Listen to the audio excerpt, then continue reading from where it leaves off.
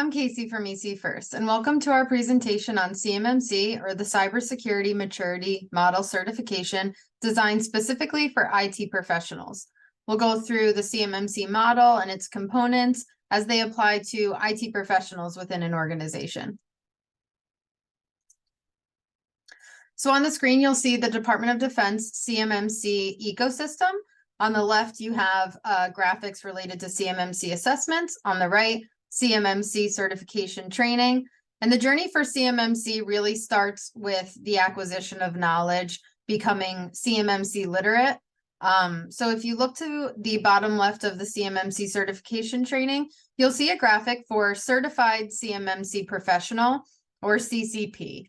And this training is really a foot in the door for CMMC. It's so important that an organization going through one of these assessments has a person on their team that becomes kind of the CMMC expert that can guide everyone else. So CCP is really a good place to start when it comes to CMMC literacy. On our agenda, we have about CMMC, the domains and levels, practices, data types, methodology, the Defense Industrial Base Cyber Program, the assessment, official source documentation, doctrine, assessment readiness, and certification training programs. So the Defense Industrial Base is the target, of course, of frequent and complex cyber attacks. The actors involved are patient, they're sophisticated, and most importantly, they're well-funded. So naturally, cybersecurity is a top priority for the Department of Defense. The DoD developed the CMMC program to protect American ingenuity, but also to help organizations become more resilient to attacks against the defense industrial base. So the goal is to kind of reinforce the importance of DIB cybersecurity for safeguarding the information that supports and enables our warfighters. So CMMC has 3 levels. Each level consists of a set of CMMC practices, but a little background on each. Level 1 encompasses the basic safeguarding requirements for FCI, or federal contract information, specified in FAR Clause 52.204-21. Level 2 encompasses the security requirements for CUI, or controlled unclassified information, specified in NIST Special Publication 800-171 Revision 2 per DFARS Clause 252.204-7012. And then level 3 is kind of a work in progress at the moment. Information will be released at a later date, but it will contain a subset of the security requirements specified in NIST Special Publication 800-172. So on your screen, you can see the 14 domains of CMMC. And if you are familiar with NIST, you'll notice that these are also the 14 families of NIST. CMMC is largely built on NIST. So that's where those 14 domains come from. We talked about the different levels before. So level 1, you are assessed against 17 practices within 6 of the 14 domains. And level 1 is more closely related with organizations that process FCI, and we'll get more into that later. Level 2 is all 14 domains, so all 110 practices. And then within each practice, there's kind of another level. There are assessment objectives. Every practice has a set of assessment objectives. So for level 1, you're assessed against 59 assessment objectives. For level 2, you're being assessed for level 1 and 2. It encompasses both of them. So you are being assessed against all 110 practices and all 320 assessment objectives. Here we have our practice identifier numbers, which are really just used as a quick reference to each practice, but they can be broken down. The first 2 letters are the domain abbreviation. The second could be like L1, L2, L3 for the level.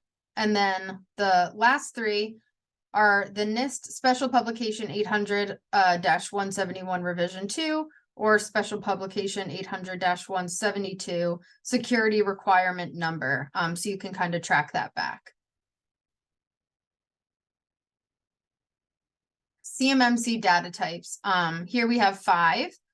You'll more frequently be hearing FCI and CUI, but FCI is federal contract information, and it is provided by or generated for the government under contract and not intended for public release.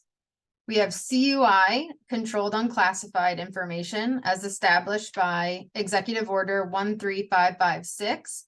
It's an umbrella term for all unclassified information that requires safeguarding.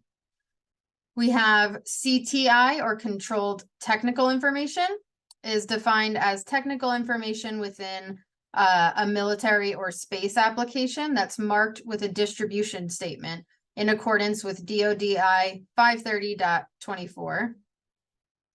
We have CDI, covered defense information, is used to describe information that requires protection under DFARS Clause 252.204-7012. It's defined as unclassified CTI or other information as described in the CUI registry. And lastly, we have ECI, export controlled information, where material is can be called information or material, is any information or material that cannot be released to foreign nationals or representatives of a foreign entity without first obtaining approval or license from the Department of State for items controlled by the International Traffic in Arms Regulations. So the CMMC methodology, getting started, getting organized for a CMMC assessment. First up, we have knowledge, the acquisition of knowledge, understanding everything as it pertains to CMMC. Up next, we have scoping. Scoping your assessment is really important to kind of understand what from your organization you're bringing into scope, what in your organization touches FCI, CUI, etc. Your SSP, or your system security plan, can really be viewed as the foundation of your CMMC assessment. It's going to point you in the right direction for your policy, your procedure, and your evidence, all as they pertain to CMMC. Then you have readiness and remediation, readying yourself for the assessment in general, and then remediation, going back and fine-tuning your policy, procedure, evidence, system security plan, and finally, your CMMC assessment. So here we have a CMMC infographic of the 14 domains and the 110 practices within the 14 domains. And then if you look closely, like at domain 1, there are practices highlighted in blue. So you can kind of see where the level 1 practices are dispersed throughout the 14 domains. The Defense Industrial Base Cyber Program. So improving DIB cyber resilience, it really comes down to best practices. So first off, you would have educate people on cyber threats. Most cyber incidents start because of a user error. Educate people about the importance of setting strong passwords, recognizing malicious links, and installing the latest security patches. Implement access controls, limit information systems access to authorized users and the specific actions that they need to perform to execute a job or duty. Authenticate users, very important, of course, in any organization. Use multi-factor authentication tools to verify the identities of users, processes, and devices. Monitor your physical space, going back to physical security. Escort visitors and monitor visitor activity, maintain logs, manage physical devices like USBs, and update security protections. Make sure to download the latest patches when new releases are available. Always double check to make sure they're coming from a trusted source. So just going further on educating people on cyber threats, the DoD detects 3 million unauthorized scans or attempts by possible intruders to access official networks every single day. The median annual cost of a cyber attack is $5.9 million, and a strong security posture moderates the cost of cyber attacks. So going back to authentication, also one of our domains, identification and authentication. So confirm users are who they say they are, who they're claiming to be, and then give those users permission to access a resource. Multi-factor authentication is broken down into 5 different aspects: location, where you are; time, when you are; knowledge, what you know; possession, what you have; inherence, what you are. And monitor your physical space, increase safety at your workplace. You know exactly who enters your facility and can identify unwanted guests. Making a good first impression. What says more professional than a reception desk with a modern visitor management system? Protect visitor data and privacy. Collect important visitor data while staying compliant with laws and regulations. So again, just going back to best practices, but as they relate to the CMMC domains and their practices. Update security protections. So always double check the source before inputting any information or any passwords. If you're unsure about an email or text, don't click any links. Always log into your account via a trusted website. And the CMMC assessment. So in front of you is a little visual of the CMMC model. So we have the 3 levels, starting with level 1, also referred to as foundational.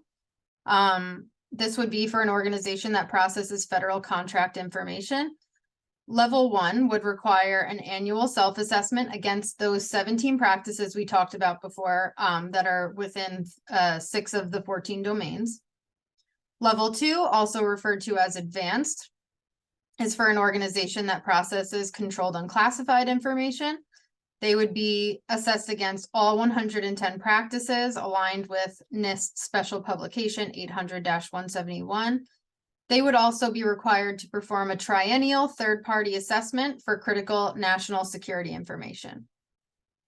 And then level 3, again, sort of under construction at the moment, but you can also refer to level 3 as expert.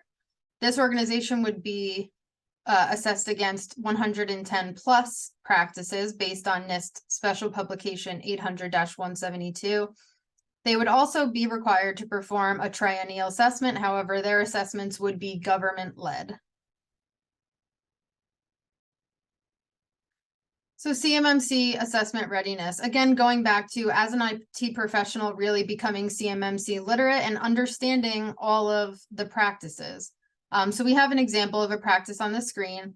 AC.L1-3.1.2 is its practice identifier.